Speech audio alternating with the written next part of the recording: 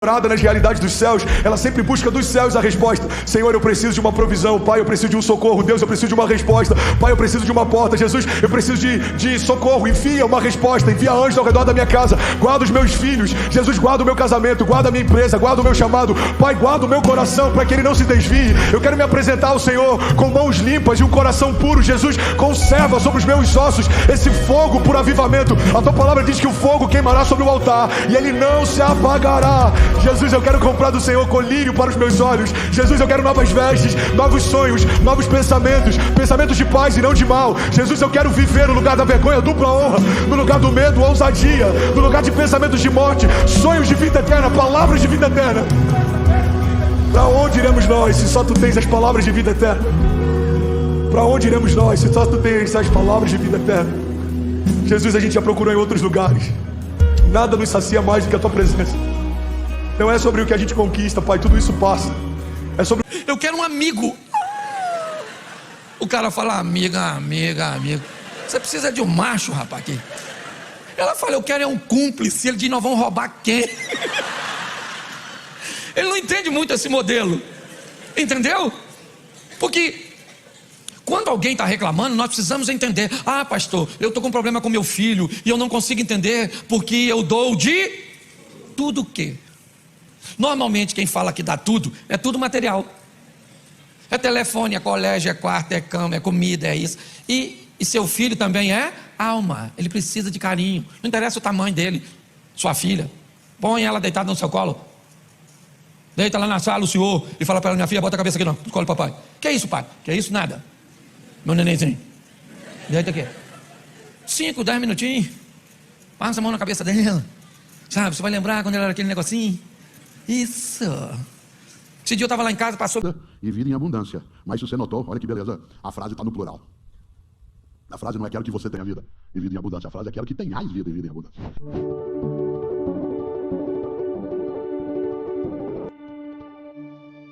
Eis que você vai ver isso com os teus olhos. Porém, da comida que vai estar amanhã, você não vai comer. Olha o que Eliseu está dizendo. Pastor, que palavra dura é essa do profeta? Para o homem de confiança do rei, do homem que servia de apoio para o rei, do homem que era conselheiro do rei, o cara que aconselhava o rei, o cara que estava perto e podia exercer influência. Olha só, ele está dizendo que é impossível. Eliseu disse, amanhã a essa hora isso vai acontecer, porém você não come, ele morre pisoteado. Depois você lê o capítulo 7. Pastor, o que o senhor quer falar com isso? Eu quero te dar a garantia de 3 coisas. Primeiro, tudo que você faz não passa despercebido. Você pode enganar o pastor, a esposa, os pais, o patrão, os amigos. Você vai conseguir enfrentar desafios com resiliência e a manter a motivação em alta. A positividade atrai oportunidades e soluções criativas. Conclusão: manter a motivação é um processo contínuo que requer dedicação, autoconhecimento e estratégias eficazes. Ao implementar essas práticas em sua rotina, você estará mais preparado para enfrentar desafios e alcançar seus objetivos com determinação e entusiasmo. Se você gostou deste vídeo, inscreva-se no canal e ative o sininho de notificações para receber mais conclusão. Manter a motivação é um processo contínuo que requer autorreflexão e adaptação. Ao implementar essas estratégias, você estará melhor equipado para enfrentar desafios e perseguir seus objetivos com vigor renovado. Se você gostou deste vídeo, não se esqueça de se inscrever no canal e ativar o sininho de notificações para receber mais conteúdos como este.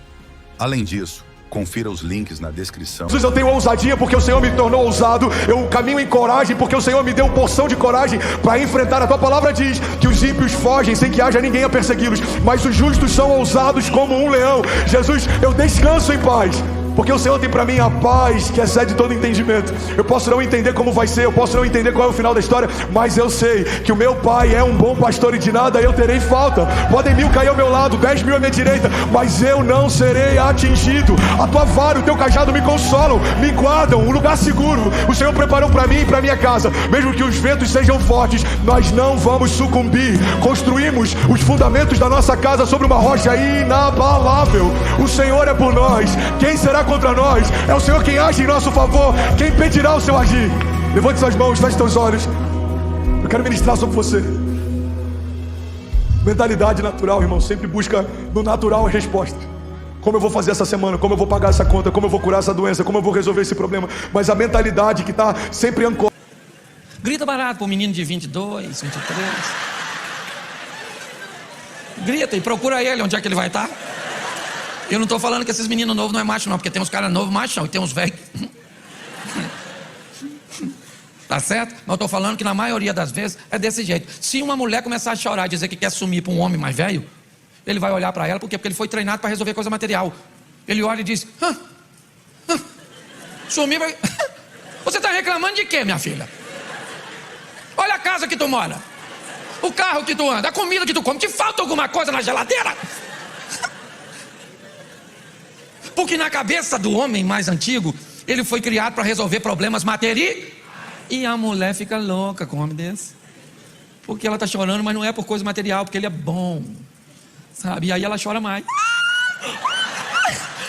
Não é isso? Tá?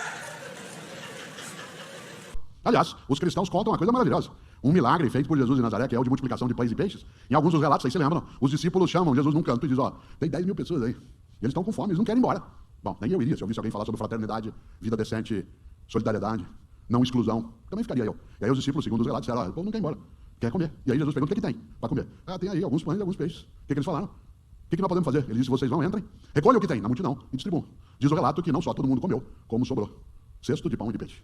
Qual é o milagre? Jesus, vou usar o termo técnico, de modo taumatúrgico, isto é, milagreiro, foi lá, pôs a mão e fez 2 pães virarem em 500. Não, o milagre é outro. É um milagre que você e eu podemos fazer também, se a gente entende esse ensinamento, que é o milagre da partilha. A partilha, a capacidade de repartir, isto é, de multiplicar. Porque quando você divide, você diminui, mas quando você multiplica, você faz crescer. Nós temos que substituir paulatinamente uma vida dividida por uma vida multiplicada. Não é fácil, não é ausência de conflito, porque nós não queremos na vida a paz dos cemitérios, onde não há paz, o que há é impossibilidade de discordância. Claro que nós não queremos uma vida na qual inexista conflito, porque isso é uma impossibilidade. O que nós queremos é uma vida na qual inexista confronto. Conflito é divergência de postura, de convicção, de percepção. Confronto é a busca de anular a outra pessoa. E se a gente achar que a vida devia ser melhor, e será, nós temos de prestar atenção em várias frases. Uma delas é essa de Jesus de Nazaré, que tem uma beleza maravilhosa dentro de uma ideia. Vou dizer de novo: quero que tenhais vida. É do próprio crente. É importante nós entendermos isso. O tempo de uma igreja minúscula, certo? Onde tinha 30, 40 membros e o pastor controlava tudo, esse tempo passou. O evangelho cresceu, expandiu, são milhares, milhões de pessoas. Antigamente a comunidade se reunia com um grupo de membros que moravam basicamente ao redor. Os membros frequentavam e usavam o banheiro da própria casa pastoral. Um membro morava de um lado, o outro do outro, 1 a 2 esquinas. Hoje tem gente aqui que mora em Jardim Primavera, Campos Elíseos, Duque de Caxias, mora na Penha, mora na Barra, mora em todos os lugares. Você está entendendo? O evangelho expandiu, ele cresceu. O supervisor da sua vida tem que ser você. O direcionador da sua vida tem que ser o Espírito Santo. A base da sua vida tem que ser a palavra de Deus. Você consegue entender isso? Se você pensa de um pastor controlador, tem que fazer isso, tem que fazer aquilo, tu tem que perguntar ao pastor: você está na igreja errada. Nós temos que oferecer atenção, sim, mas para as pessoas aprenderem a lidar. É assim que funciona. As relações interpessoais e promove um ambiente mais harmonioso. A empatia é fundamental para a construção de equipes eficazes e para a liderança inspiradora. Bloco 10. Mantendo a motivação a longo prazo. Sustentar a motivação ao longo do tempo requer estratégias consistentes e adaptáveis. 28.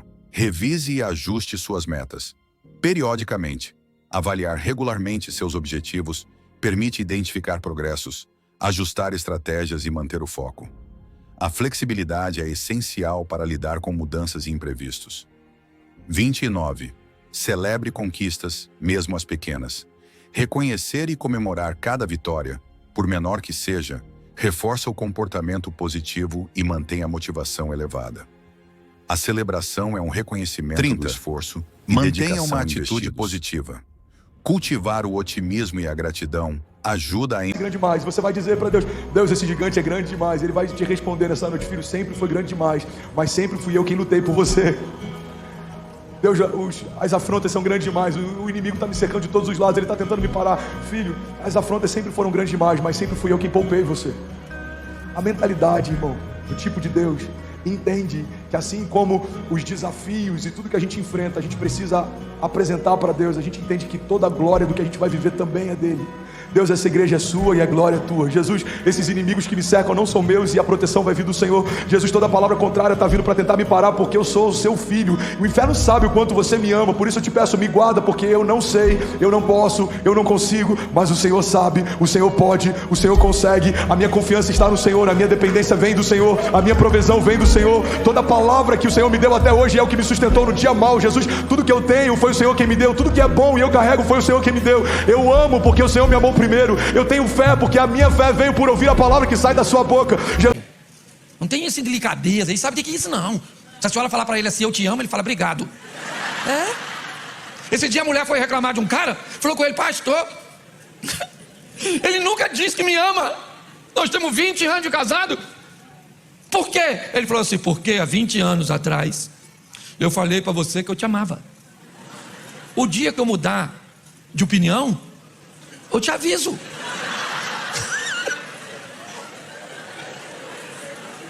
Se a senhora tem um homem mais velho, normalmente ele é desse jeito, certo?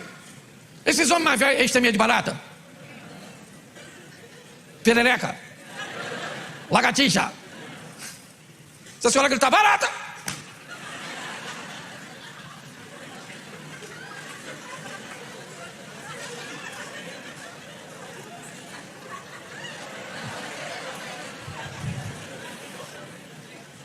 terminava ali. E a gente, quando podia ir num lugar desse, era uma alegria. Durante o ano inteiro. Onde que a gente almoçava no final de semana para descansar um pouco, a família inteira, na casa dos outros. Ou vinham na nossa casa. Mas com uma coisa maravilhosa. Não dava para quem recebia bancar toda a comida. Porque nós éramos 10, 12, 15 pessoas, 20. E a gente alternava as casas no final de semana. Casa de tia, de parente, de amigo. E aí tinha um milagre que é especial. Como não dava para quem recebia bancar tudo, cada família levava alguma coisa. Cada um levava uma coisa. A família levava uma lasanha, outro levava um frango, outro levava um lombo, a outra família levava uma macarronada, outra uma maionese de batata. E aí servia para todo mundo. Agora veio um milagre. Cada uma levava uma coisa, e na hora de ir embora todo mundo levava mais do que tinha trazido. Cada um levava uma coisa, e na hora de ir embora todo mundo levava mais do que tinha trazido. Eu lhe dei 20 mil reais para voltar 3.300, para tirar 3.300 você tem que me voltar. É 17.700, é 16.700. E de repente não fazia sentido matemático que diz que o todo não pode ser menor que as partes, mas as partes ficavam maior que o todo. Cada um de nós levava um pouco e quando ia embora levava mais do que tinha trazido. Porque cada um de nós, cada família levava para casa uma matula, um farnel, uma marmita. Tinha um milagre aí. Que é esse que Jesus propôs. Eu não quero dar aqui uma conotação religiosa ao que eu estou falando, porque isso poderia ser desrespeitoso a quem tem no dia a dia uma prática religiosa de verdadeira. Mas é lembrar que o que há por trás disso é uma questão da partilha. Por que é que sobrava? Porque como todo mundo tem alguma coisa e quando a gente junta é suficiente, ainda sobra. Porque se assim você fizer, pode se levantar sírios, assírios, egípcios, filisteus, pode se levantar um inferno, certo? Deus vai estar lá, Deus vai estar lá. Sabe o que o Satanás falou para Deus? Eu não posso tocar em Jó. Eu não posso tocar nele. Quando Deus disse, tem visto o meu servo? Sabe o que o Satanás disse? Também eu não posso tocar em nada dele. E aí eu pergunto a você, o diabo não tocava em Jó por causa de Deus ou por causa de Jó? Por que Deus protegia Jó? Porque Jó era obediente. E Jó era obediente e Deus o protegia. Lembra do Tostines? Vende mais porque está sempre fresquinho? Está fresquinho porque vende mais. Então é proteção, eu não sei o que você está enfrentando. Pastor, mas eu estou obediente. E o Satanás, ele está entrando, esse miserável. Serviço de inteligência dos infernos. Deixa eu te falar uma coisa. Solteiro não case. Já disse o apóstolo Paulo. Por quê? Porque quando você não casa, você fica só com um demônio para tu. E você se defende. Desenvolvendo a inteligência emocional para potencializar a motivação. A inteligência emocional é a capacidade de reconhecer, entender e gerenciar as próprias emoções e as dos outros. 25. Pratique o autoconhecimento. Refletir sobre suas emoções, reações e padrões de comportamento permite identificar áreas de melhoria e fortalece a autoconfiança. O autoconhecimento é a base para o desenvolvimento pessoal e profissional. 26. Gerencie suas emoções de forma construtiva. Aprenda a lidar com emoções negativas, como raiva e frustração, de maneira saudável. Técnicas como a reavaliação cognitiva ajudam a reinterpretar situações desafiadoras de forma mais positiva. 27. Desenvolva a empatia. Colocar-se no lugar do outro e compreender suas emoções fortalece... Líderes. Nesse painel estava o pastor dessa igreja. Essa igreja é uma das igrejas mais extraordinárias que existem hoje. E estava lá o pastor da Gateway, se chama Robert Morris. E estava o Craig Rochelle, da Life Church, estava o Brian Houston, da Houston. E tinha mais alguns outros pastores extraordinários de grandes igrejas. E ele falou algo, irmão, que aquilo ali me impactou tanto. E eu queria liberar isso sobre a sua vida. E eu creio que isso vai mudar a vida de alguém aqui. Você está comigo? Diga amém. Ele abriu o coração dele nesse painel e ele disse, sabe, a gente começou a ver um romper tão grande na igreja. Era tão grande, Danilo. Era tão rápido, era tão avassalador, que aquilo começou a me assustar. E aí o pastor ele disse que ele começou a olhar para aquilo e ele começou a ter não só temor, mas ele começou a ter medo. Era grande demais. E aí um dia no secreto dele ele falou, Deus, isso é grande demais para mim. E aí ele disse que Deus respondeu para ele, filho, sempre foi grande demais, mas sempre fui eu quem fiz. Guarda isso, irmão. Tudo que é de Deus pra gente sempre é grande demais pra gente, mas é sempre Ele quem faz. Talvez você está vivendo um desafio, talvez seja o seu desafio que parece. Aí eu fui com muito jeito e falei, o que que houve? Ela, o que que houve, Cláudio? Tem 3 dias que eu não tenho água nessa casa. Não tem água para lavar louça, não tem água para tomar banho, não tem água de nada, não tem nada. Aí eu já descobri quem é que estava reclamando. O corpo, a parte material. Ela precisava jogar 2 ovos, coitadinha. O Satanás estava lá? Não. Ela estava com problemas emocionais? Não. Ela queria água. O que eu fiz? Enfiei a mangueira na piscina, bombeei para a caixa d'água. Falei, só não pode beber, mas nós tem água para tomar banho, para lavar roupa, porque eu cheguei. Isso. Todos os seus problemas acabaram. Isso. Então, material, mas às vezes, os homens, nós homens, quem aqui tem mais de 35 homens? Esses caras com mais de 35 homens, eles foram treinados para ser chucro. Eles são machos normalmente. Macho. Esses mais velhos. Tinha carro. E a gente, inclusive, saía aos domingos para fazer uma coisa que era dar uma volta. Hoje a gente detesta o trânsito, mas existia uma época em que a gente entrava todo mundo dentro do carro. 8, 9 crianças. Não existia cinto de segurança. Alguns no Fusca iam lá atrás, naquela parte aberta, no banco de trás, em que estranhamente se negava a lei da física, que dizia que 2 corpos não ocupam o mesmo lugar. A gente não tinha tanta fartura. Quem aqui foi formado em famílias de pessoas que vieram, tiveram que trabalhar na roça, arrumar as coisas, foram para o campo, sabe o que significa? Hoje, mesmo pessoas com uma condição econômica menor são capazes de ter mais bens, menos do que precisariam, mas mais do que já se teve. Por exemplo, vários de nós, quando crianças, repito, não era uma família eu que não tivesse recursos, tinha um sapato ou 2, tinha uma calça ou 2. Nesse sentido, não havia a ideia de abundância como excesso. E aí tinha uma coisa que tem a ver com o que eu estou dizendo agora, e com essa expressão magnífica de Jesus, quero que tenhais vida e vida e abundância para a gente fazer uma vida melhor. Faça o teu melhor, uma vida que não seja medíocre. Por exemplo, a gente quando ia comer fora, não era uma coisa óbvia comer fora. Comer fora de casa, a gente ia 1 ou 2 vezes no ano. E era um momento especial em que se fazia isso. Aliás, o lugar onde eu ia em Londrina com a família, eu tenho memória disso até hoje, quando eu tinha 6, 7 anos de idade, era uma churrascaria. A primeira de Londrina chamada, olha que nome criativo, Churrascaria Gaúcha. Ficava no comecinho da Avenida Santos Dumont, onde hoje fica o aeroporto de Londrina. Churrascaria Gaúcha. A primeira vez que eu vi espeto corrido foi em Maringá, num posto de gasolina, que existe até hoje, chamado Fim da Picada. E era o fim da picada, no sentido literal do termo, a cidade acabava ali. A picada... Sozinho. Quando você casa, aí já não é mais só você luta com o seu demônio, a mulher luta com os 2, às vezes os 2 atacam um.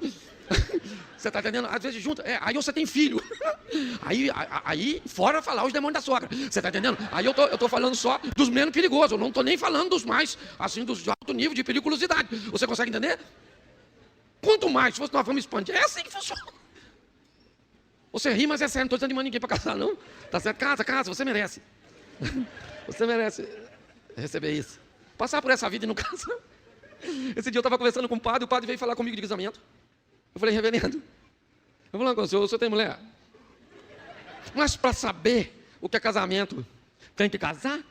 Então quer dizer que para eu saber que droga é ruim, eu tenho que usar?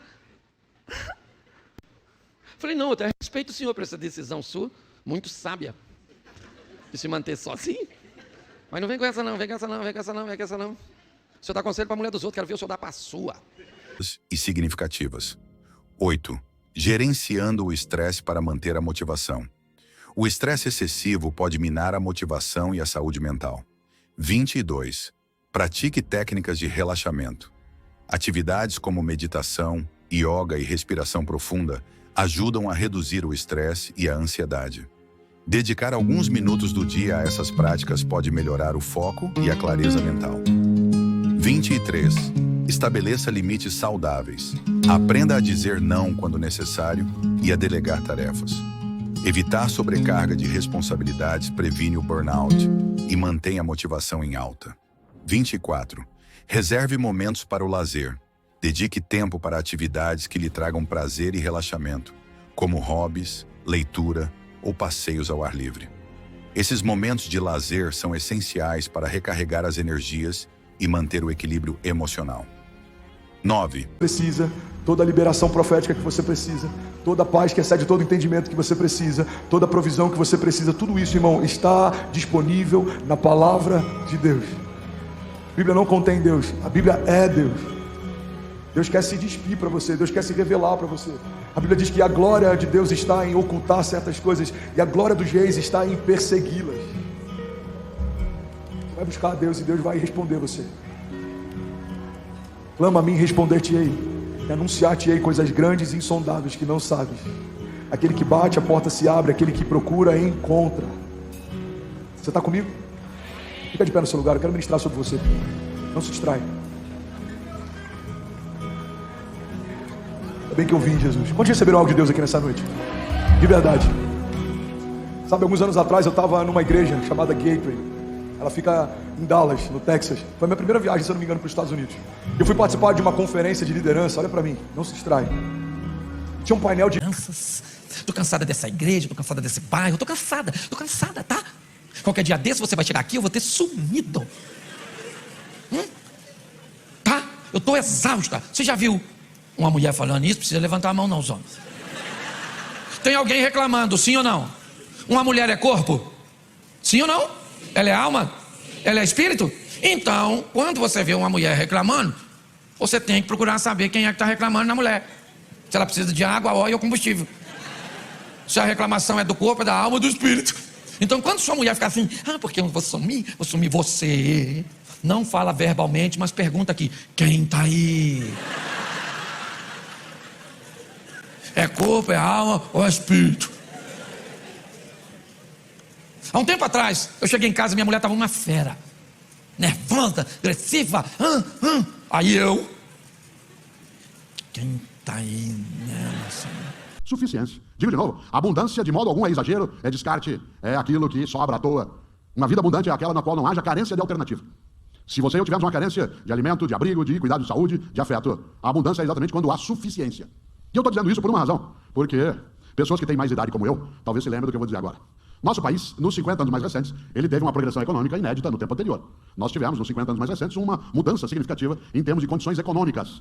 Claro que estamos vivenciando um momento muito difícil, em que há, sim, uma carência forte, uma miserabilidade em várias circunstâncias, que é movida por variáveis de natureza diversa, mas que tem, sim, um momento que é complicado. Ainda assim, nós ainda guardamos o fato de sermos uma das 15 maiores economias do planeta. Mas eu quero lembrar que há meio século a gente estava começando esse tipo de escalada. Quando eu era menino em Londrina, por exemplo, a gente não tinha tanto dinheiro circulando e nem tantas condições. Mesmo eu sendo filho de bancário com professora, raramente se ia comer fora.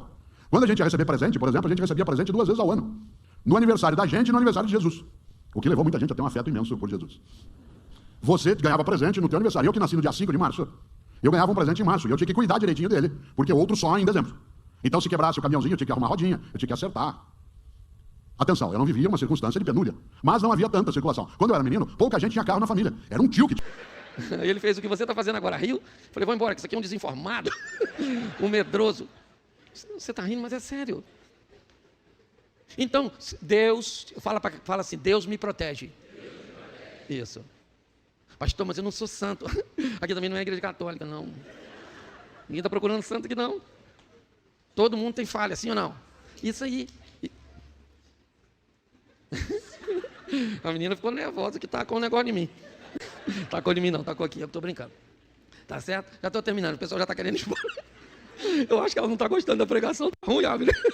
Aí ela para me parar, já estou parando. Eu estou brincando, viu? A família aí sabe que eu sou brincalhão, deixa as crianças tranquilas. E por último, presta atenção, provisão. Sabe o que aconteceu? Os exércitos se unificaram com Ben-Hadad. Houve meio que uma coalizão para enfrentar Israel. Apesar de pequeno, o povo inimigo sabia que tinha alguma coisa em Israel que o diferenciava. Eles não entendiam muito bem isso não. Como funcionava? Era um anjo que entrava, certo? E matava os inimigos, como acontecia. E bem-estar. 19. Conecte-se com pessoas que compartilham seus interesses. Participar de grupos ou comunidades com interesses semelhantes pode proporcionar apoio, inspiração e novas perspectivas. Essas conexões fortalecem o senso de pertencimento e motivam a busca por objetivos comuns. 20. Busque mentores e modelos positivos. Ter alguém para orientar e oferecer conselhos pode acelerar o desenvolvimento pessoal e profissional. Mentores compartilham experiências valiosas e ajudam a evitar erros comuns, além de fornecerem feedback construtivo. 21. Pratique a empatia e a escuta ativa. Demonstrar interesse genuíno pelos outros fortalece os laços sociais e cria um ambiente de apoio mútuo. A escuta ativa permite compreender melhor as necessidades e sentimentos dos outros, promovendo relações mais profundas e preparar o corpo para os desafios do dia. 17. Mantenha uma alimentação balanceada. Uma dieta equilibrada fornece os nutrientes necessários para o bom funcionamento do corpo e da mente.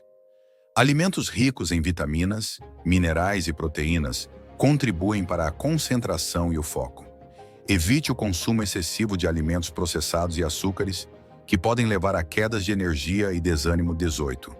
Durma o suficiente. O sono é essencial para a recuperação física e mental. Uma boa noite de sono melhora a memória, a criatividade e a capacidade de resolver problemas. Estabeleça uma rotina de sono regular, criando um ambiente tranquilo e evitando o uso de dispositivos eletrônicos antes de dormir. 6. Cultivando relações positivas para fortalecer a motivação. As interações sociais têm um impacto significativo na nossa motivação. Eu não vim aqui te pedir como favor, eu vim aqui, Pai, acessar a minha herança. Eu sou teu filho e eu tenho, Pai, liberdade para acessar tudo que eu preciso. A tua palavra diz que o Senhor nunca viu um justo mendigar o pão ou sua descendência passar fome. Jesus, eu acesso hoje a riqueza do tipo de Deus. Eu acesso hoje, Pai, a prosperidade bíblica. Eu recebo hoje uma colheita superabundante. Toda a semeadura que eu já liberei ao longo dos anos, Pai, eu creio que vai vir sobre a minha casa 30, 60, até 100 vezes mais. A tua palavra diz que o generoso prosperará. Aquele que dá alívio a outros, alívio receberá. Jesus, eu já fui generoso em tantos momentos. Eu anseio pela generosidade bíblica. Eu anseio, Pai, pelo transbordo. Abre as comportas dos céus. Libera sobre mim, Pai, uma colheita superabundante para que todos vejam que o Senhor é bom e cuida dos seus em todo o tempo. Eu preciso, irmão, fechar os meus olhos naturais e eu preciso acessar de Deus o que Ele diz na sua palavra. Agora, sabe qual é a crise da nossa geração? Ansiamos por céus abertos, mas permanecemos com a Bíblia fechada. Ansiamos por céus abertos, mas permanecemos com a Bíblia fechada. Toda palavra que você... Vamos ser sinceros, se perguntassem para os discípulos sobre Lázaro, Lázaro jamais teria ressuscitado. A Bíblia diz que Jesus escolhe voltar pelo mesmo caminho que ele tinha ido e ele quase foi apedrejado por esse caminho. Então os discípulos chegam para Jesus e tentam convencê-lo de não ir. Eles falam: Senhor, já faz 4 dias, Lázaro está morto, não tem mais o que fazer, a gente vai ser apedrejado. Deixa essa ideia de lado. Os mesmos que questionam quando parece loucura, comentam depois que acontece. Cara, você não tem noção. Jesus falou para Lázaro: vem para fora, e ele foi para fora. Irmão, você não está entendendo. Já estava fedendo o túmulo, já tinha gente chorando lá de fora, as carpideiras estavam envolvendo a gente, a multidão estava revoltada, a irmã de Lázaro estava revoltada com Jesus, ele se atrasou, estava todo mundo questionando por que ele não veio antes, e ele disse: vem para fora, e Lázaro foi para fora. Irmão, guarda isso. A multidão que questiona os seus milagres vai contar os seus testemunhos. O ambiente que viu os seus desafios vai contar seus testemunhos.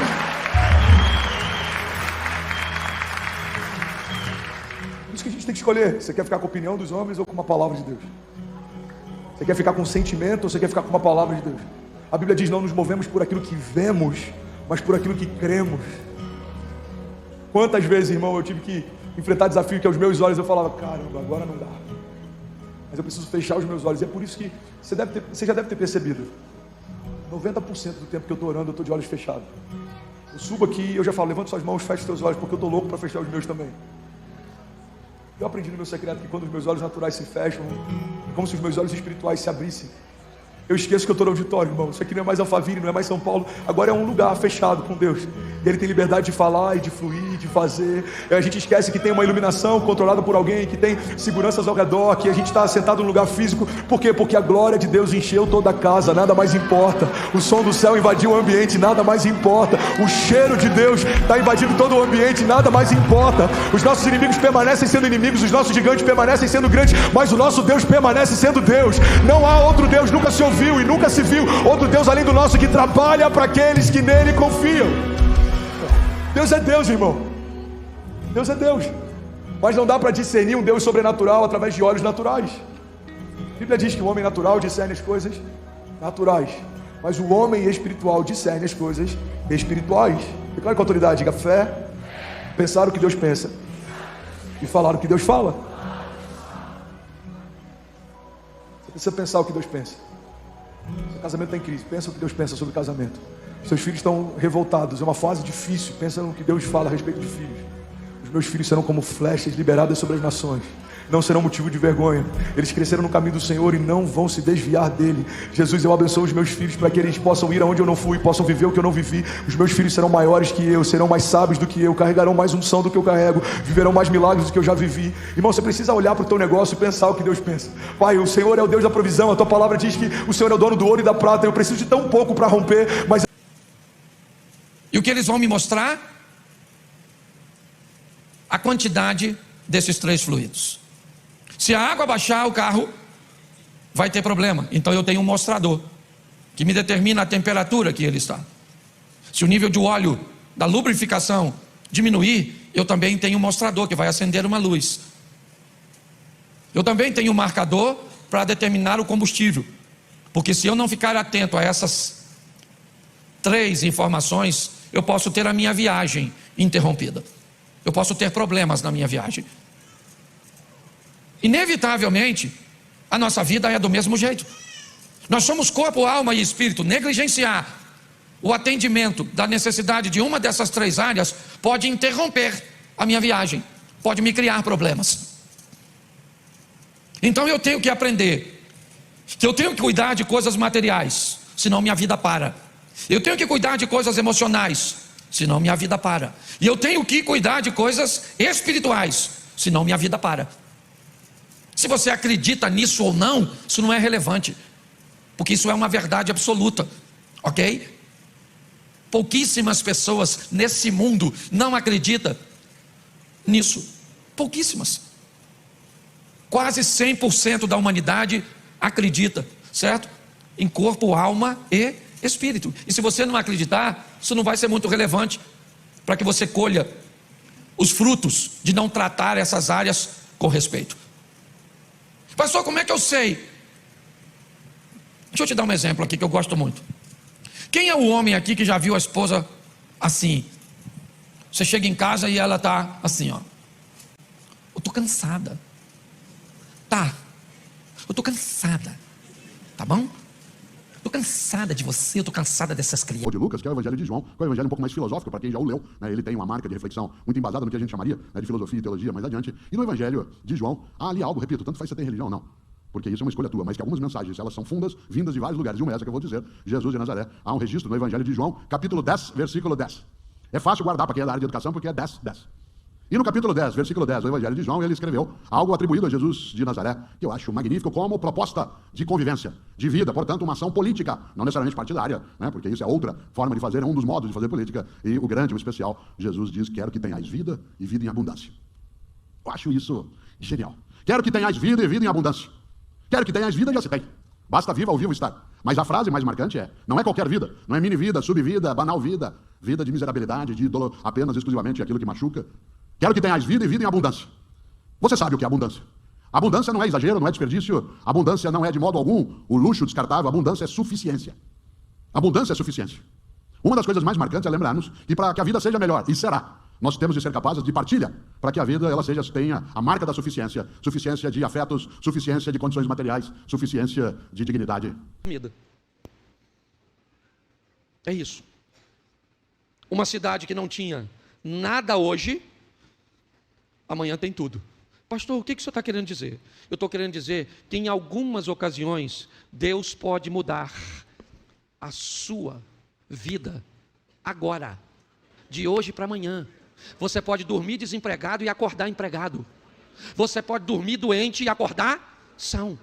Você pode dormir com um marido ruim e acordar com bom, o mesmo. Nesse não. E tem gente que bebe, né, Zia? Aí dorme com uma pessoa e acorda com outra. Não é isso não, tá certo? O que eu quero que você entenda que Deus pode fazer, porque Ele é o Todo-Poderoso. E hoje começa uma semana, o primeiro dia da semana qual é? Hoje. Então hoje começa uma semana nova, uma semana de vitória, uma semana de conquista, uma semana onde onde o inimigo vai fazer o papel dele, amém? Mas nós e Deus vamos fazer o nosso. E pronto. Então vá para casa, meu filho, certo? Já chega em casa tomando posse. É isso aí, tudo pertence ao Senhor. Fala para o seu marido, cala a boca, está tudo dominado. Fala com essas crianças, fala, toca nas coisas, fala para o mundo invisível e o visível. Então fica de pé agora. Pastor, eu queria aceitar Jesus hoje. É atrás daquele câmera lá, ó. Atrás daquela câmera tem uma sala lá para receber você. Pastor, eu não quero aceitar Jesus, só quero receber uma oração. Alguém vai orar por você. Pastor, eu quero saber mais sobre as atividades da igreja. Lá vão te informar. Se você quiser voltar para Jesus, receber Jesus, dá uma passadinha lá, depois a gente te apresenta aqui na igreja, tá certo? Normalmente o nosso modelo é esse. Está preparado para a luta? Então diga assim, que venha os sírios. Isso. Certo? Que venha os inimigos, que venha. Às vezes acaba um culto, eu falo isso, alguém me abota e fala, pastor, o senhor falou que vem, hein? Não, se eu não falar, aí também vem. Se não falar, vem. Feche seus olhos. Pai, em nome de Jesus, sabemos que o Senhor é o nosso refúgio, o Senhor é a nossa fortaleza, o Senhor é o nosso socorro bem presente na hora da angústia. Sabemos que 1000 cairão ao nosso lado, 10.000 cairão à nossa direita, mas nós não seremos atingidos. A obediência, o compromisso, a santidade, a luta contra o que queremos é grande, mas estamos prontos para nos comprometer a fazermos o que é necessário, não o que queremos. E veremos a tua proteção e a tua provisão. Eu creio que aqui vidas começam a mudar hoje, mas eu creio que vidas aqui vivem um milagre de hoje para amanhã. Que amanhã, Senhor, as portas se abram, a cura chegue, e em nome de Jesus, leva-nos aos nossos lares, guardado por tuas boas mãos poderosas. Que tenhamos uma semana de boas notícias, uma semana de bons negócios e entusiasmo. Crie um espaço motivador. Dedique uma área específica para suas atividades produtivas. Por exemplo, organize seu espaço de trabalho de maneira que ele seja convidativo e livre de distrações. Um ambiente bem estruturado pode aumentar sua eficiência e prazer nas tarefas. Encontrando sua centelha interna por meio de inspiração e reflexão. A motivação também vem de dentro, e conectar-se com seus valores e paixões pode reacender seu entusiasmo. Conecte-se com seus valores. Alinhe suas atividades com o que é realmente importante para você. Por exemplo, se valoriza a criatividade, encontre maneiras de incorporá-la em seu trabalho ou hobby. Reacenda sua paixão. Lembre-se do motivo pelo qual você iniciou uma jornada específica e reconecte-se com essa fonte de inspiração. Por exemplo, releia cartas de agradecimento de clientes satisfeitos para lembrar-se do impacto positivo do seu trabalho, grandes ou pequenas. Por exemplo, mantenha um diário onde você anota suas vitórias diárias. Essa prática reforça sua autoestima e motiva a continuar avançando, criando um ambiente favorável para a motivação. 6h15 a 8h15. O ambiente ao seu redor desempenha um papel crucial na manutenção da motivação.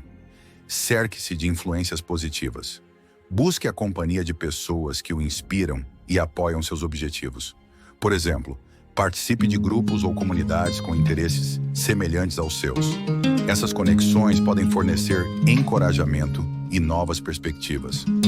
Encontre parceiros de responsabilidade. Associe-se a alguém que possa acompanhar seu progresso e mantê-lo responsável por suas metas. Por exemplo, se você deseja iniciar uma rotina de exercícios, encontre... Por exemplo, se seu objetivo é escrever um livro, comece estabelecendo a meta de escrever um capítulo por semana. Isso torna o processo menos intimidador e mais tangível. Reconheça suas conquistas. Reserve um tempo para refletir sobre suas realizações. O que você acha não vai mudar a tua história, mas aquilo que Deus pensa vai. A palavra de Deus diz: eu bem sei os pensamentos que eu tenho a respeito de vocês, diz o Senhor, pensamentos de paz e não de mal, para te dar o fim que você deseja. Irmão, muitas vezes eu tenho que calar as opiniões que o André tem sobre o que o André está vivendo, para lembrar o André das palavras que Deus liberou sobre ele, porque a minha mente o tempo inteiro tenta me sabotar, dizendo: cara, não vai acontecer, é grande demais, é pesado demais, é caro demais, é desafiador demais, tem gente de menos, tem voluntário de menos, tem pastores de menos, tem suporte de menos, a cidade é muito grande, o desafio é muito grande, os inimigos são muitos, você é pequeno, você está cansado, a sua família precisa de você, mas eu preciso parar de ouvir as opiniões que a minha carne tem e ouvir os pensamentos que o meu Deus já liberou. Eu sou contigo, eu vou cumprir, eu vou fazer, eu vou suprir, eu vou sustentar, eu vou abrir, eu vou calar os seus inimigos, eu vou confundir os que tentarem te confundir, eu vou parar os que tentarem te parar. Eu sou o seu Deus, eu sou o seu Pai, eu sou bom em todo tempo, a minha fidelidade te basta, a minha bondade te guarda. Aleluia. A gente tem que escolher, irmão. Jornada de fé é uma escolha. Ou a gente se move por aquilo que a gente acha, ou a gente se move por aquilo que Deus fala. E o sobrenatural se torna o meu novo natural. Quando a sua boca fala algo sobrenatural acontece. Salmos 37:30 diz: a boca do justo profere sabedoria, e a sua língua fala conforme a justiça. Ele traz no coração a lei de Deus, e ele não pisará em falso. Eu vou finalizar aqui, eu quero que você guarde isso. Se nós nos movemos por fé, precisamos entender fundamentalmente o que a fé significa. O que é fé, pastor? Fé é pensar o que Deus pensa e falar o que Deus fala. A fé é enxergar o mundo não pela minha perspectiva, mas pela perspectiva dele. A fé é entender que tudo que parece impossível para mim não é impossível para ele. A fé é não me mover mais pela lei da gravidade, mas por uma palavra. A fé é não me mover mais pelos indicativos financeiros do lugar que me cerca, mas por uma palavra. A fé significa que todas as coisas são possíveis àquele que crê. A fé significa pensar o que Deus pensa e falar o que Deus fala. Mas muitas vezes a gente quer viver uma jornada de fé, mas a gente quer se mover por aquilo que a gente acha que é possível. Igreja, olha para mim, estou avergonhador. Olhem bem para ele, para que vocês não desanimem. A Bíblia fala a respeito de Jesus. Por que Jesus suportou tanta vergonha e humilhação e dor? Porque havia uma alegria proposta.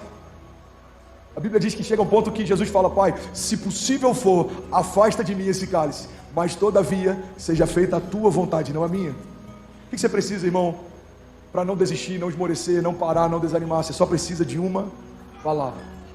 Eu preguei sobre isso na semana passada, o poder de uma palavra de Deus. Eu queria em nome de Jesus que a gente saísse daqui debaixo desse entendimento. Pai, eu preciso de uma renovação na minha mente, e eu preciso me mover por uma palavra mais do que por qualquer coisa. Eu quero as suas palavras mais do que as propostas, eu quero me mover pelas suas promessas mais do que pelos cenários, eu quero me mover pelo que você fala mais do que pelo que os outros acham. Jesus, eu não me importo mais com o que os outros acham, eu prefiro uma palavra tua do que um bom plano. Jesus, eu não preciso mais de afirmação ou de aprovação. A aprovação dos outros não me move, a rejeição dos outros não me para. Se o Senhor disser que vai acontecer, eu creio, já aconteceu. Se o Senhor disser que vai abrir, eu creio, já se abriu. Se o Senhor disser que vai prover, eu creio, já proveu, porque basta uma palavra sua que vai compor você.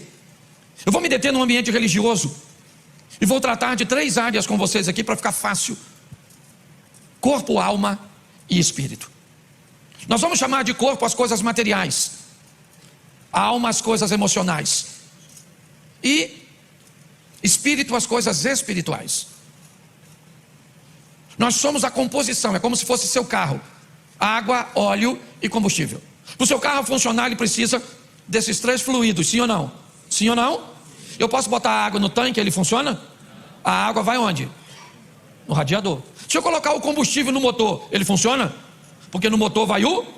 Então eu pego água no radiador, óleo no motor e combustível no... Aí eu tornei meu carro pleno. Diante de meus olhos estarão 3 ambientes de monitoramento muito especiais. Condições de tomar decisões, de adquirir hábitos, de tomar novas posturas. Isso vai fazer sua saúde, seus negócios, suas atividades. O dia que era pequeno agora, para você ficar grande, você acorda mais cedo, tem mais disposição. Então nós precisamos entender, se há necessidade de uma mudança, eu preciso saber onde ela é e como eu vou adquiri-la. Não adquiri-la é expor a nossa vida, as nossas coisas, no geral, ao fracasso. Então é importante tudo isso. Mas para isso tem uma coisa também que nós vamos precisar entender: quem nós somos. E aí da outra vez que eu vim aqui, eu falei um pouco sobre isso, mas eu preciso repetir, porque com uma informação só, as pessoas às vezes não são capazes de tocar o processo de transformação. O ser humano, ele é biológico, ele é espiritual, ele é sociológico e psicológico. Então são 4 áreas. Mas o bicho é uma preguiça que é discípulo do Batman. O miserável não gosta de trabalhar, não paga uma conta, entendeu? Pastor, onde eu acho um macho que é homem? Eu falei assim, dona, se eu achar, eu estou vendendo, eu não falo mais não, porque está tão raro, tá certo? Mas então é importante você vir para esses ambientes, uns ambientes inspirativos, onde você não vai precisar da dor, da perda, para poder mudar, onde pessoas vão contar suas histórias, você vai ouvir histórias de transformação de casamento, de libertação de filhos, de restauração de negócios. Ambiente onde as pessoas estavam depressivas, hoje não estão mais, estavam sem sentido de viver, e hoje não estão. Esse ambiente de inspiração ajuda muito. E o terceiro ambiente que muda muito as pessoas, o ambiente da instrução, da ferramentação, do conhecimento, onde você recebe ferramentas, que é de profissionais da saúde, de terapeutas, ou de treinadores, professores, né? Os chamados coaches, vão te dar. Nós estamos num ano em que temos eleições gerais na nossa nação, isso é importante, né, numa democracia, e eu acho que um dos programas de formação da vida mais belos que eu já vi foi trazido um dia por Jesus de Nazaré. Uma pessoa que não tinha um mandato, que não estava vinculado a algo que hoje a gente chamaria de política institucional, mas que, é claro, fazia política no sentido mais belo que os gregos trouxeram. Vocês sabem que a palavra política, né, no grego antigo, equivale à palavra cidadania, no latim antigo. É que uma é grega, outra latina. Polis é comunidade de vida. Alguém que faz política participa da vida da comunidade. E os latinos, em vez de chamar de polis, a comunidade de vida, chamavam de civitatem, que depois deu cidade, cidadania. Parênteses, eu acho engraçado que algumas pessoas dizem assim, eu não me meto em política, o que eu quero é fazer cidadania. Se ela estudasse um pouco mais de idiomas antigos, ela ia entender que nós estamos falando da mesma coisa.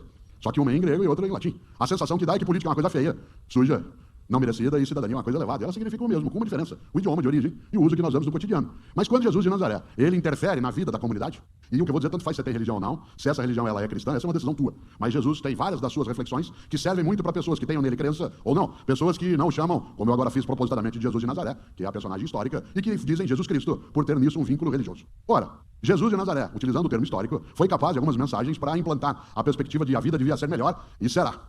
Uma delas aparece num dos 4 evangelhos, o único que não é sinótico, né? Não é como o evangelho de Marcos, de Mateus. Podemos dizer, até aqui nos ajudou o Senhor. A tua vara e o teu cajado é o que nos sustenta. Que o grande amor de Deus, o nosso Pai, a graça de nosso Senhor e Salvador Jesus Cristo e as doces consolações do Santo Espírito de Deus, seja para com todo o povo do Senhor, e todos digam. Olhe bem o que está acontecendo aqui. Eu não vou entrar no capítulo 7, mas agora Eliseu está para ser preso e ele vai ser morto.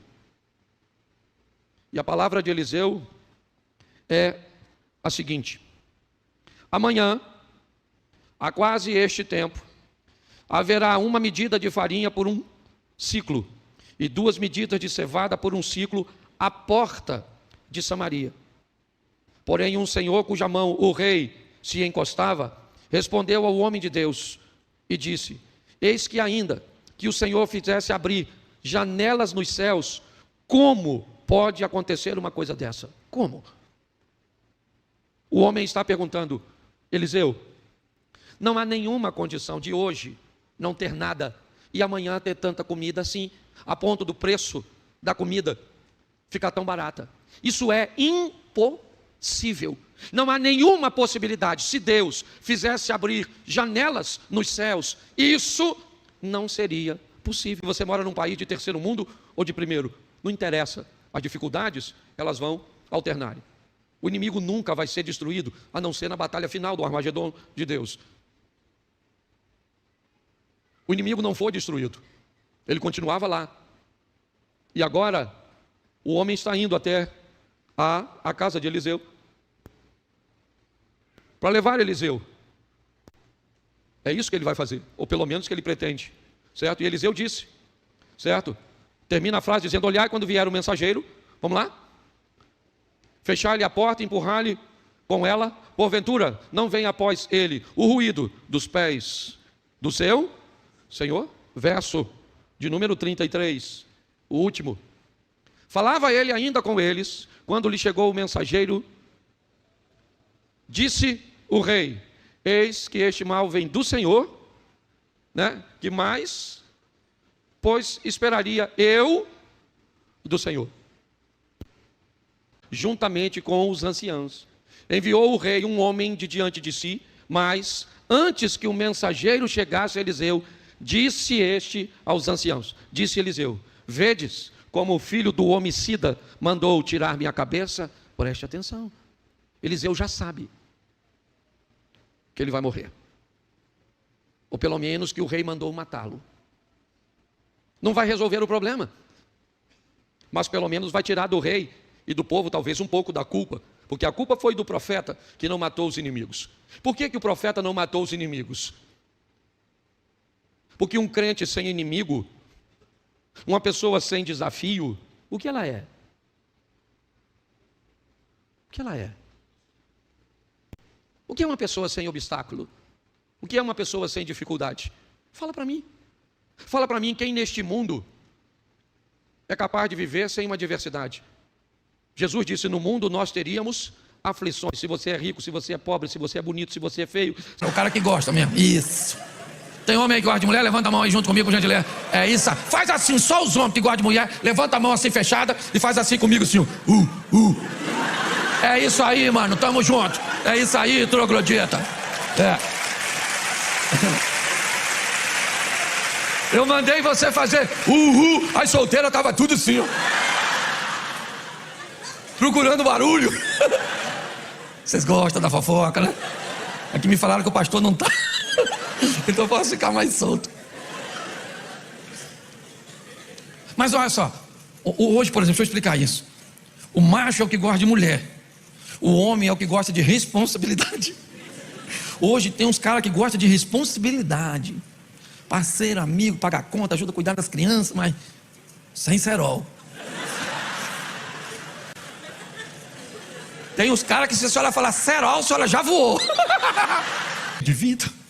E aí vim pra cá, comecei a receber oração, senti um negócio esquisito no meu corpo. Fiz exame tem 40 dias. E aí descobri que o câncer foi embora. E eu fiquei curada. Aí a outra que estava quase morrendo já dá uma aprumada. Por que essa maluca não morreu e eu vou? Eu vou entrar nessa parada aí, vou lá perto dela. Falei, dona, como é que é esse negócio aí de não morrer aí? Que eu cheguei aqui lascada. Entendeu? Às vezes um chega falido, conta, aí escuta a história de um outro empresário que chegou da mesma forma. Você tem que andar no ambiente de inspirar. Pare de andar com quem te puxa para trás. Tá solteira, tá bom, tem homem no mercado? Quase não tem. O homem tá difícil, Normalmente hoje, ou o cara é homem ou ele é macho. Tá difícil achar os dois adjetivos no mesmo recipiente. O que é macho? Macho é o cara que gosta de mulher. Cerol. Pessoas que conseguiram vencer contam histórias para quem está enfrentando o problema. Isso também é bom, você andar com gente que conseguiu mudar. Era nervoso e agora tá calminho. Entendeu? Bebia, agora não bebe mais. Fumava, não fuma mais. Traía, mas não trai mais. Gente que, sabe, ambiente de mudança. Às vezes a pessoa, por exemplo, está com câncer, aí vem para a igreja.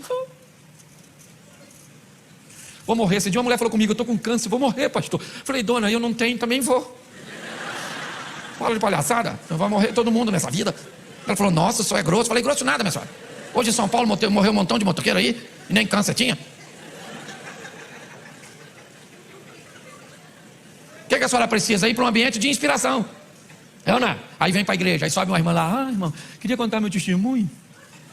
Cheguei aqui há 6 meses atrás, com um nódulo no peito, no seio, descobri que era um câncer, já era metástase, espalhado pelo corpo todo. O médico falou que eu tinha Se o nosso coração não estiver alinhado, se o nosso coração não estiver redimido, sem perceber, a gente pode se perder. As nossas motivações podem se perder, por mais que as nossas ações sejam boas, se as nossas motivações estiverem erradas. Irmão, guarda isso, fazer a coisa certa do jeito errado se torna a coisa errada. Se eu quero viver uma história com Deus só para provar na antiga igreja que eles não reconheceram o que eu carregava, mas agora eu estou fluindo, isso é buscar a coisa certa do jeito errado. Se eu quero viver uma nova estação só para provar para quem fazia parte da minha velha estação que eu estou vivendo algo maior e mais glorioso, isso é buscar a coisa certa do jeito errado. Mas sem perceber, muitas vezes a nossa mentalidade nos sabota. Estamos perseguindo algo bom, mas estamos correndo atrás disso debaixo de uma perspectiva errada. Alguém está comigo? Diga amém. Existem vários tipos de mentalidade. Uma das mais comuns é a mentalidade de fuga. Como eu vi isso lá em Miami? Quase 5 anos pastoreando, e eu via muita gente que não só era estrangeira, imigrante, mas alguns deles estavam debaixo de uma mentalidade fugitiva também. Por quê, pastor? Porque não foram construir uma história na América, foram fugir de uma história do Brasil. Nem todo mundo que está na América, por exemplo, dos que eu pastoreei, nem todos, tá? Existe uma parcela grande, mas nem todos foram para governar na América. Mas quando estão prestes a receber a sua cura, a sua mente começa a dizer: isso é loucura, não vai acontecer, isso é coisa da sua cabeça. A nossa mentalidade muitas vezes rouba de nós aquilo que a fé quer acrescentar, e é por isso que é tão importante termos uma fé fundamentada, mas também uma mentalidade redimida. Alguém está comigo? Diga amém. A Bíblia diz, Provérbios 4, 23, sobre tudo o que se deve guardar, guarda o teu coração, porque dele procedem as fontes de vida. Igreja, olha para mim. No original, quando a palavra diz sobre tudo, no original tudo significa tudo. Se a Bíblia pudesse escolher, e ela poderia ter escolhido qualquer outro item na nossa jornada, qualquer outra parte de nós, ainda assim, a Bíblia escolheu o centro das nossas emoções como o lugar que a gente precisa mais proteger. A Bíblia diz sobre tudo que se deve guardar, sobre todas as coisas, sobre todas as áreas. Guarda o centro das suas emoções, porque é de lá que provém as fontes de vida. O coração, nesse entendimento bíblico, fala a respeito do centro das nossas emoções, fala a respeito dos nossos pensamentos, fala a respeito das nossas vontades. E é interessante porque se o nosso 10 estratégias surpreendentes para aumentar sua motivação. Você já se sentiu desmotivado, sem energia para alcançar seus objetivos? Hoje vamos revelar 10 estratégias surpreendentes que podem transformar sua motivação e impulsionar seu sucesso. Fique conosco e descubra como pequenas mudanças podem fazer uma grande diferença em sua vida. 1. Reformulando sua mentalidade para acender a motivação. Nossa jornada começa com a importância de ajustar nossa perspectiva mental. A forma como encaramos nossos desafios e objetivos pode dar sua motivação. Às vezes, sair da rotina e experimentar o novo pode ser a chave para renovar A sua... família te vendeu como escravo. José é vendido pelos irmãos, fica anos prisioneiro. Mas por que ele não desistiu de confiar e aguardar pela promessa? Porque era Deus quem estava falando. Você percebe que faz sentido, ao invés da gente gastar tanto tempo questionando o nosso futuro, a gente gastar mais tempo discernindo a fonte das nossas expectativas? Se aquilo que você tem aguardado, irmão, foi uma promessa que saiu da boca de Deus, tenha certeza, quem prometeu é fiel para cumprir. Mas se aquilo que você está aguardando ansiosamente é só uma ideia sua, não tenha tanta certeza se de fato isso vai acontecer. Alguém me perguntou certa vez: pastor, como que eu posso saber a diferença entre insistência e persistência? É simples, tem que saber só se você tem uma palavra. Se você tem uma palavra, você está sendo persistente. Se você está tentando algo sem ter de Deus uma palavra, você está sendo insistente. Noé tinha uma palavra, José tinha uma palavra, Davi tinha uma palavra, Abraão tinha uma palavra, Moisés tinha uma palavra, irmão, Jesus tinha uma palavra. A Bíblia diz: pela alegria que lhe fora proposta, suportar. Se você quer romper, você precisa aceitar a ideia de que as contas não vão fechar, de que você não vai ver sentido no que Deus está te pedindo para fazer. Mas a única segurança que você tem é a essência, a origem de quem está te chamando. Quando Deus chama Noé para construir uma arca, não fazia ssentido, ele nunca tinha visto, a chuva nunca tinha vindo. Segundo algumas linhas teológicas, até aquele momento não havia chuva dos céus, porque no jardim havia uma como é que eu vou dizer? Jesus. Névoa, obrigado, vou usar esse termo, eu tentei não utilizá-lo, mas vai ter que ser. Tinha como se fosse uma névoa do solo, e as gotículas vinham debaixo da terra para nutrir toda a plantação. Então, alguns teólogos acreditam que é a primeira vez na história que a chuva entra em cena durante um dilúvio. Irmão, Deus pede para Noé construir algo que ele nunca tinha construído, por um tempo que ele nunca tinha vivido. Mas por que ele faz? Porque é Deus quem está falando. Abraão ouve de Deus um pedido: sai do lugar que você está confortável, do meio da sua família, e vai para um lugar que eu vou te mostrar, e eu ainda não vou te dizer qual é. Por que ele fez o que fez? Porque era Deus quem estava falando. José é vendido pelos irmãos. Irmão, você tem noção do que alguém da tua sabedoria de Deus? Porque a loucura de Deus é mais sábia que a sabedoria humana, e a fraqueza de Deus é mais forte que a força do homem. Irmãos, pensem, eu amo essa passagem, no que vocês eram quando foram chamados. Poucos eram sábios segundo os padrões humanos, poucos eram poderosos, poucos eram de nobre nascimento, mas Deus escolheu as coisas loucas do mundo para envergonhar os sábios, e escolheu as coisas fracas do mundo para envergonhar as fortes. Deus escolheu as coisas mais insignificantes do mundo e as desprezadas e as que nada são, para reduzir a nada as que são, para que ninguém se vanglorie diante dele. Alguém pode dizer glória a Deus por isso? Você pode celebrar Jesus no seu lugar.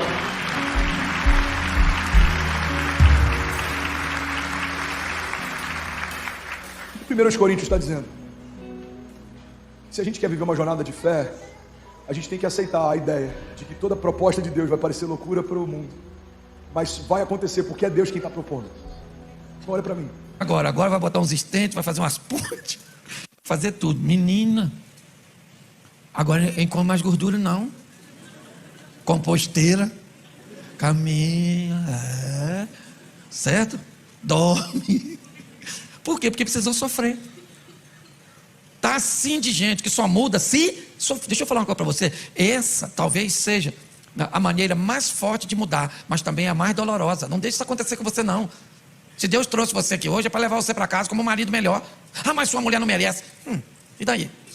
Não muda para ela, muda para tu? Ela não merece, mas eu mereço a minha mudança. Isso. E aí você muda a mulher também. A senhora também fica aqui. Entendeu? Segundo ambiente que muda muitas pessoas, ambiente de inspiração. Também muda. Testemunhos. A igreja é muito boa para fazer isso. Né? Esses ambientes de terapia, alcoólicos anônimos. O que eles fazem? Eles pegam a inspiração. Esposa, precisou sofrer para mudar. A senhora também. Seu marido está falando para a senhora, me dá. Você vai pôr propaganda de Danoninho. me dá. E a senhora só retendo. Certo? Aí quem é que aparece? Jezabel. Jezabel não tem dor de cabeça. Jezabel é gostosona. E aí a senhora vai fazer campanha na igreja agora. Falaram para você, dorme, você dormia? Não. Descansa, você descansava? Não. Faz exercício, você fazia ou não? Come direito, você comia ou não? Aí um dia eu estava andando na rua, deu um negócio assim no peito. Puf. Acordou lá no hospital. Ai, meu Deus. O que foi? Você infartou, meu filho. Entendeu? Suas veias estão igual. Aí essas estradas de São Paulo, tudo entupido. E é assim que funciona. Então, quando é que pessoas costumam mudar? Quais são os ambientes que mais mudam a pessoa? O ambiente número 1 para mudar a pessoa: sofrimento. Pensa um ambiente bom para mudar a pessoa. Pessoas costumam mudar quando sofrem o suficiente para mudar. Sua mulher reclamava que você não dava atenção para ela, que ela ficava sozinha, que ela queria um companheiro. Mas você não tem tempo, porque você trabalha demais. Quem é que aparece? Ricardo. Ricardo tem tempo, gente. Ricardo abre a porta do carro. O marido sai com o carro, ela nem entrou. Vai ela assim, parece que está brincando de cavalinho, olha lá. Aí o marido fica desesperado. Pastor, não faço mais serão, não trabalho mais sábado, não faço mais nada, sabe? Eu não posso perder minha